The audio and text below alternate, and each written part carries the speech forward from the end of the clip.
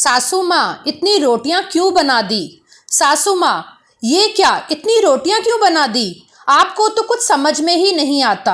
अब ये सारी बर्बाद होंगी, कुछ तो सोचा होता। इस भीड़ भाड़ में कौन खाएगा यह रोटी। एक सास में बोल गई ज्योति। सुनकर हाथ रोक खड़ी हो गई वसुधा जी। आंखों में पानी आ गया। खुद को संयत कर बोली, अरे बेटा, कई दिनों से दोनों दामाद बाबू और राकेश भी रोटी के लिए पूछ रहे थे। वो जो रसोइया आया है रोटी नहीं बनाता, पूरियां तल देता है।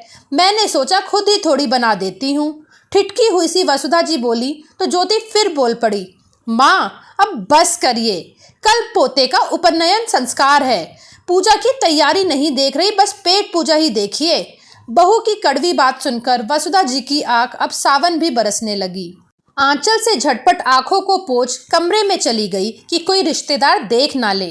अपने कमरे में पहुंची, हाथ में आटा लगा ही हुआ था, जैसे कोई सुध ही ना हो। जाने क्यों हाथों को उल्ट पुलट के देखने लगी और देखते देखते कब अतीत की गहराई में डूब गई, पता ही नहीं चला।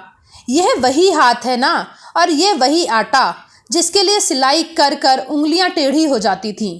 कपड़ों के तुरफान करते करते उंगलियां छिद जाती, तब गरम तेल से उन घावों को जलती तो बेटा राकेश रोने लगता। पति की रोड दुर्घटना में मृत्यु के बाद कैसे 3 बच्चों को लेकर अनाथ सी हो गई थी। ससुराल में सिर्फ 2 ननद थी जो ब्याह के ससुराल चली गई थी। सास ससुर पहले ही ईश्वर को प्यारे हो गए थे। बहुत पढ़ी लिखी भी नहीं थी, हाथ में सिलाई का हुनर था। बस बच्चों के मुरझाए चेहरे देख विधाता के क्रूर प्रहार को भूलकर लग गई अपने तकदीर के खुले फटे चीथड़े को सिलने। शुरू में मोहल्ले के लोगों के कपड़े सिलने शुरू किए। धीरे धीरे काम अच्छा चलने लगा, लेकिन हाथ घायल हो गए। लेकिन उस घाव ने इतना दर्द नहीं दिया कभी जितना कि बहू की बातों ने दिया। इसी सिलाई के दम पर बच्चों को पाला। सिलाई करने के लिए बाद जब बच्चों के लिए रोटियां बनाती थी तो आटा तक नहीं गूंथ पाती, बेटी से गुथवाती।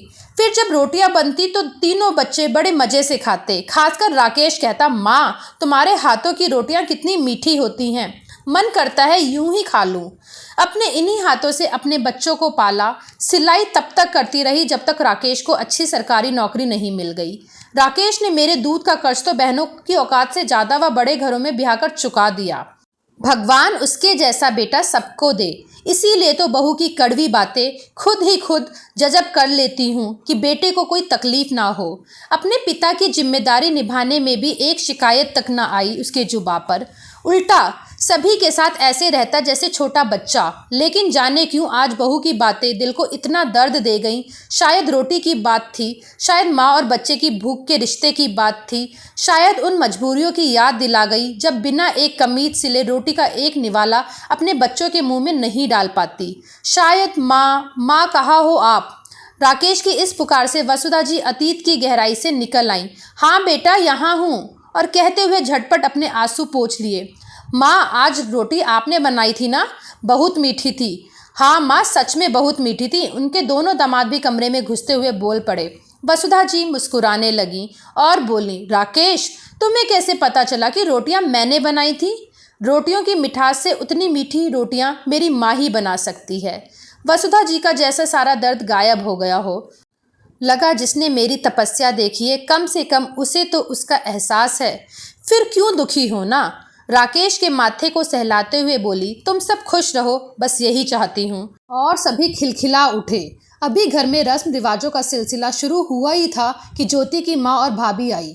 ज्योति माँ को कमरे में ले गई। कमरे में ज्योति की माँ बिमला जी ने बैग से गोंद के लड्डू निकालकर बेटी के हाथ में थमाया। लड्डू देख ज्योति उछल पड़ी, लेकिन देख माँ की आंखों में आंसू। जिद करके माँ से कारण पूछा तो बिमला जी बोल पड़ी, बेटा कल तुम्हारे भाई से कहकर लड्डू के लिए सामान मंगवाया तो तुम्हारी भाभी ने कितना सुनाया। कहने लगी कि आपको जब देखो खाना बनाने का ही शौक लगा रहता है, अब राम का नाम लिया करो माँ जी, कितना कुछ ढो के ले जाओगी बेटी के लिए। इतना कहते बेटी के सामने फफक कर रो पड़ी। ज्योति थप करके बिस्तर पर बैठ गई। लगा जैसे किसी ने खींच के तमाचा मार दिया था। अभी सुबह ही तो उसने अपने सासू माँ को यही सब बोला था, उसे काटो तो खून नहीं। तभी वसुधा जी समधन से मिलने आई। दोनों बड़े प्यार से मिली। ज्योति सब देख रही थी। सुबह की बात की एक रेखा भी नहीं थी सासू माँ के चेहरे पर। अचानक वो सासू माँ के पैर पर गिर पड़ी और सुबह की बात के लिए माफ़ी मांगी और ये माफ़ी क्यों मांग रही है ईमानदारी से वो भी बता दिया। वसुधा जी ने ज्योति को उठाकर गले लगा लिया और बोली, बेटा हम बुजुर्ग हो गए हैं लेकिन अभी भी हम बच्चों का भला ही सोचते हैं। आज हम थक चुके हैं, शरीर साथ नहीं दे रहा है, लेकिन अभी भी दिल में तुम्हारी पसंद का बनाने और प्यार से परोसने को जी मचल जाता है। हाँ माँ, मुझे माफ़ कर दीजिए। अब मुझे एहसास हो गया जब मेरी माँ के साथ वही सब हुआ। वसुधा जी और बिमला जी ने ज्योति के सिर पर हाथ फिराया। तभी राकेश आ गए और बोल पड़े, अरे अब सब चलो भाई, पंडित जी बुला रहे हैं, हल्दी वाली रस्म का समय हो रहा है। सब मुस्कुराते हुए उठे। राकेश ने माँ को देखा। उनकी आंखों में एक प्यारी सी चमक थी जो पहले नहीं देखी थी। धन्यवाद।